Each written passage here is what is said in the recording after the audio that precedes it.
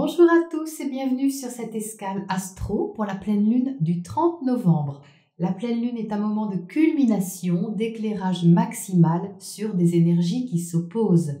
Dualité entre le conscient et l'inconscient ou complémentarité, l'équilibre à trouver est toujours plus fort émotionnellement autour de la pleine lune. Le soleil est en Sagittaire, la lune en face est en Gémeaux. Comme les nœuds lunaires sont proches de ces luminaires, cela va augmenter le besoin de trouver sa direction, de s'orienter ou se réorienter, bref, d'éclairer la voie à suivre. À l'heure exacte de la pleine lune, le soleil est en maison 11, conjoint au nœud sud. Qu'est-ce qu'il veut nous montrer? Eh bien, ce qu'on doit laisser derrière. Le soleil éclaire nos principes, ou encore les grandes idées philosophiques qui ne restent parfois qu'à l'état d'espoir ou de croyance. Il ne s'agit pas de renoncer à nos espoirs, mais de redescendre un peu. Vers quoi? Vers le Gémeaux, car la lune conjointe au nœud nord nous montre la direction émotionnelle à suivre. Elle est en maison 5, la maison des plaisirs, des enfants, de la créativité, de la joie. Elle nous invite à apprendre ou réapprendre à nous connecter à notre cœur, aux joies simples, aux apprentissages qui apportent du plaisir, aux démarches créatives et curieuses. On a peut-être de grands espoirs, des objectifs supérieurs tout à fait honorables, mais qu'en est-il de notre façon de nous exprimer ou de comprendre déjà au quotidien qui nous sommes?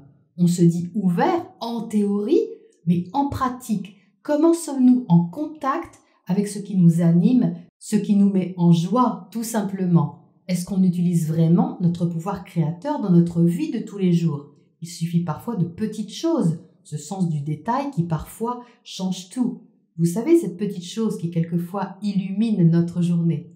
Jupiter maîtrise le soleil en Sagittaire, il est toujours conjoint à Saturne et Pluton en Capricorne et en maison 1, il amplifie notre besoin de liberté, d'autonomie, nous invitant à nous remettre sérieusement en question pour recréer notre vie et prendre un nouveau départ, quel que soit le secteur concerné. N'oublions pas que Jupiter étant le maître du nœud sud, il nous précise en même temps qu'on pourrait peut-être lâcher des principes qu'on a sur nous-mêmes à propos de la façon dont on doit se réaliser, se montrer, s'intégrer socialement. On est invité à diriger notre énergie autrement vers une nouvelle structure à créer, décider pour nous-mêmes avec responsabilité et engagement personnel.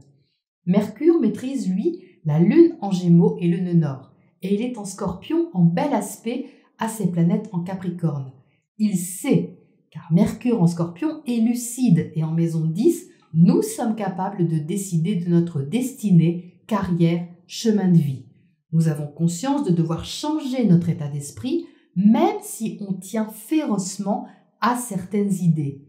Ce cycle lunaire invite à la renaissance, souvenez-vous, à la résilience sur notre manière de voir les choses, pour que ce ne soient pas nos principes qui nous tiennent par la barbichette et nous emprisonnent dans une forme de souffrance. C'est pour ça que Mercure va passer en Sagittaire tout de suite après, pour nous aider à élargir notre façon de penser. Pas dans le but de s'emballer dans de nouveaux concepts philosophiques, mais pour nous aider à penser plus loin que le bout de notre nez, simplement un peu plus loin. Et pour l'instant, sur cette pleine lune, il nous montre un angle de vue honnête et lucide sur une situation et sur notre possibilité d'évoluer, si on accepte d'être honnête envers nous-mêmes. La pleine lune est en aspect harmonieux à Mars, planète de l'action, en maison 3.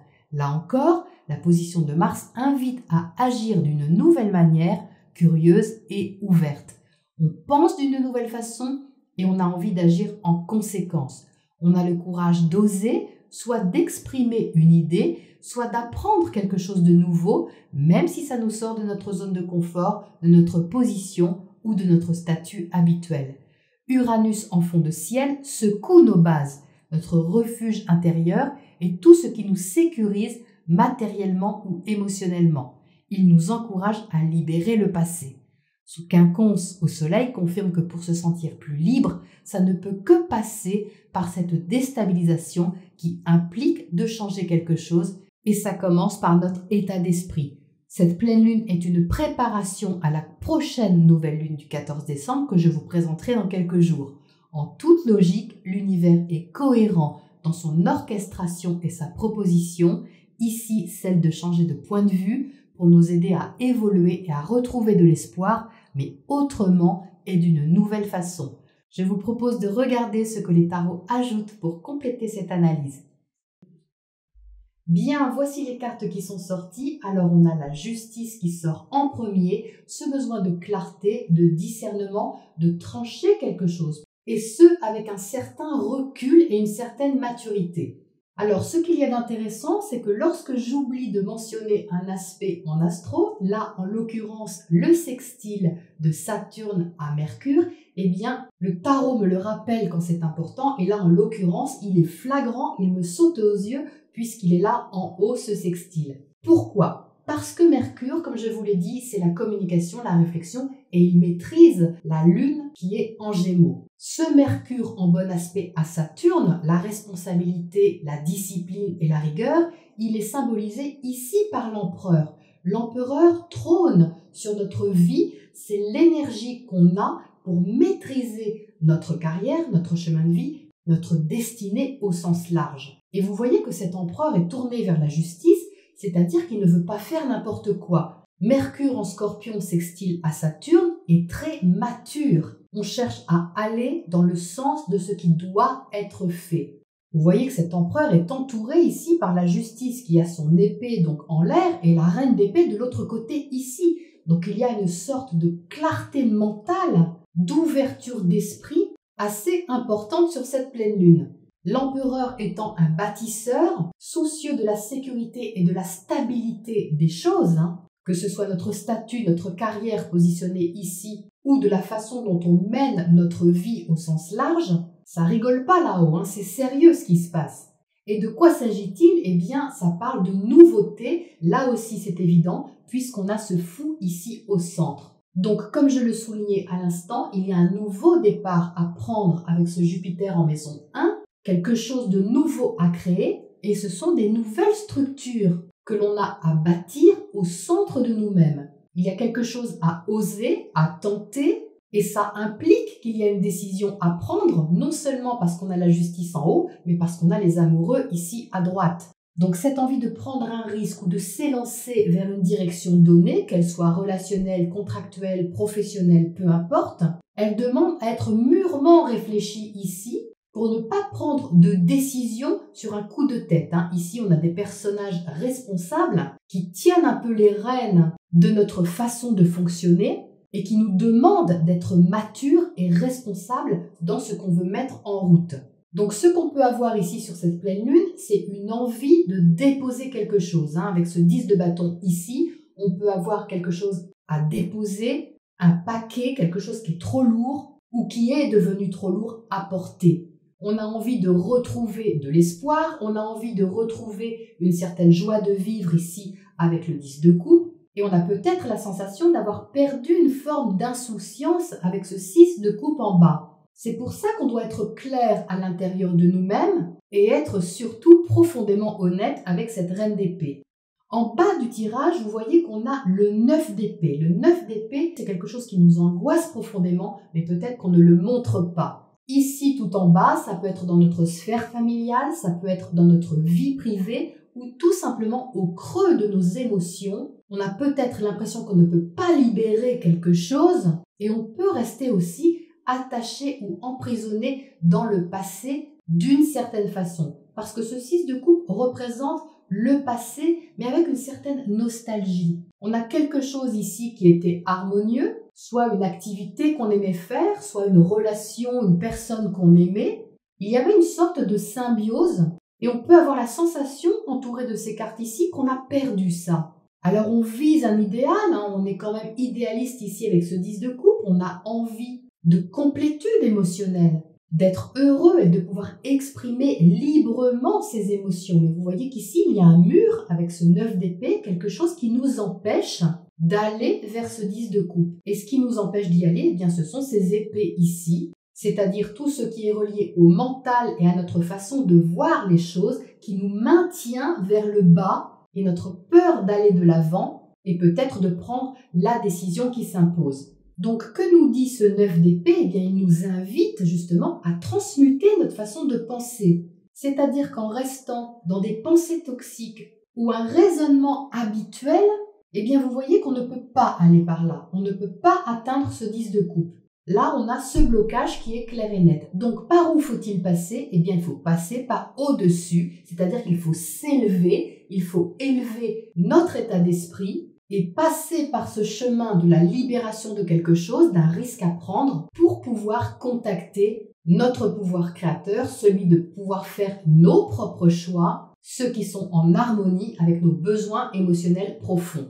Et en lisant le tirage d'une autre manière, on en revient au même point, c'est-à-dire que cette reine d'épée là-haut, qui est claire dans son état d'esprit, qui sait, ça c'est ce Mercure en Scorpion, qui sait, il est lucide, tout comme cette reine d'épée, eh bien en passant par là, vous savez, nous savons que nous avons une responsabilité à prendre, quelque chose à décider, à poser ou à déposer pour pouvoir être plus libre ensuite.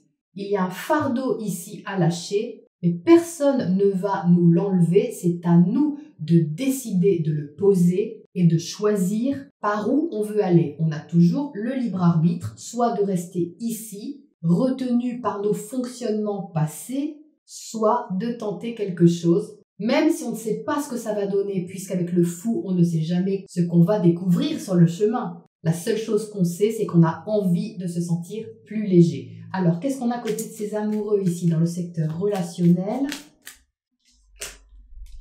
On a la roue de fortune, donc il y a bien quelque chose à changer, à faire évoluer dans une direction qui nous est favorable et surtout qui est bonne pour notre évolution. Même si ça nous inquiète, il y a une partie de nous qui sait. Cette partie de nous qui sait, c'est celle-ci. Donc soit on peut la contacter directement en nous, soit elle peut nous être renvoyée en miroir par un événement ou une personne qui a ces qualités-là et qui nous aide à voir les choses autrement, d'une façon plus libérée ici. Qu'est-ce qu'on a à côté de cette roue de fortune? L'empereur à nouveau. Donc vous voyez ici on l'a 2 fois, donc c'est assez fort quand même au niveau d'un besoin de se stabiliser, d'un besoin aussi de se construire de nouveaux repères. Parce que c'est ça l'empereur aussi, c'est très carré, c'est très stable, c'est rassurant. Ça tient debout, c'est fiable, c'est solide. Alors parfois ça peut être un peu raide, ça peut nous sembler un peu sévère sur le coup, mais au fond c'est juste, et ça on le sait. Alors qu'est-ce qu'on a comme petite carte conseil là-dessus pour terminer? Alors, on a entre les mondes, donc oui, vous voyez, il y a un entre-deux ici, il y a un avant et un après, ce qui rejoint qu'il y a une décision peut-être à prendre, un angle de vue à changer pour pouvoir retrouver de la clarté et du discernement ici. Il y a peut-être une hésitation à franchir une étape, du genre, oui, on sait ce qu'on perd, mais on ne sait pas ce qu'on retrouve, c'est cette énergie-là. Mais cette carte, elle est magnifique parce qu'il y a un changement de couleur. Vous voyez qu'ici, on passe vraiment de quelque chose en noir et blanc à quelque chose de coloré qui montre symboliquement que nous pouvons voir les choses autrement, le monde autrement ou notre propre monde intérieur d'une façon plus juste pour nous si on choisit de faire ce pas ou de faire ce choix. Il y a un besoin de retrouver des couleurs, de retrouver nos couleurs. Et ça parle toujours avec le 3 d'ouverture, de communication, de contact, d'apprentissage, ce qui revient à nouveau à la carte du fou qui apprend tout en cheminant. Alors à nous de choisir de quelle façon on regarde les choses, soit en noir et blanc, soit en couleur. Voilà pour cette pleine lune, je vous retrouve très bientôt pour la prochaine escale.